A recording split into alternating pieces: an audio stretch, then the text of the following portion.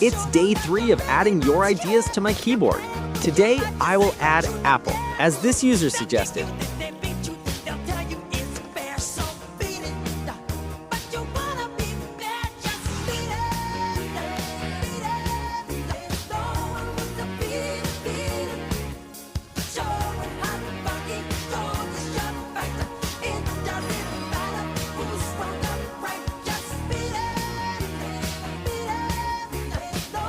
As always, leave your ideas for the next keycap in the comments and subscribe if you want to see me finish this keyboard.